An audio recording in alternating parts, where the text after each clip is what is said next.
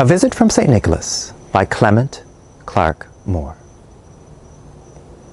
'Twas the night before Christmas when all through the house not a creature was stirring, not even a mouse.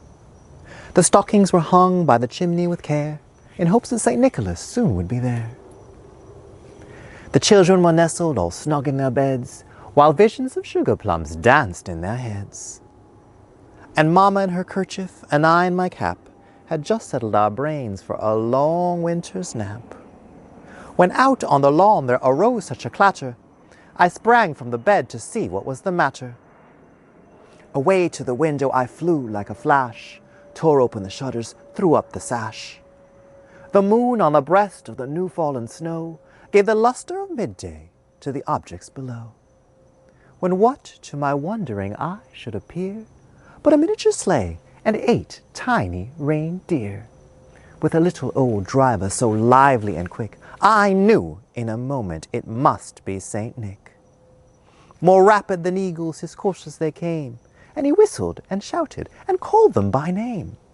Now Dasher, now Dancer, now Prancer and Vixen, on Comet, on Cupid, on Donner and Blitzen, to the top of the porch, to the top of the wall, now dash away, dash away, dash away all. As dry leaves that before the wild hurricane fly, when they meet with an obstacle, mount to the sky, so up to the housetop his coursers they flew, with a sleigh full of toys, and St. Nicholas too. And then in a twinkle I heard on the roof the prancing and pawing of each little hoof. As I drew in my head and was turning around, down the chimney St. Nicholas came with a bound. He was dressed all in fur from his head to his foot, and his clothes were all tarnished with ashes and soot. A bundle of toys he had flung on his back, and he looked like a peddler just opening his pack. His eyes, how they twinkled, his dimples, how merry, his cheeks were like roses, his nose like a cherry. His droll little mouth was drawn up like a bow, and the beard on his chin was as white as the snow.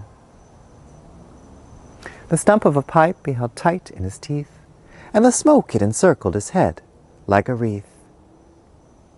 He had a broad face and a little round belly that shook while he laughed like a bowl full of jelly. He was chubby and plump, a right jolly old elf, and I laughed when I saw him in spite of myself. A wink of his eye, a twist of his head, soon gave me to know I had nothing to dread. He spoke not a word, but went straight to his work, and filled all the stockings, then turned with a jerk, and laying his finger aside of his nose, and giving a nod up the chimney he rose. He sprang to his sleigh, to his team gave a whistle, and away they all flew like the down of a thistle. But I heard him exclaim, ere he drove out of sight, "Happy Christmas to all, and to all a good night."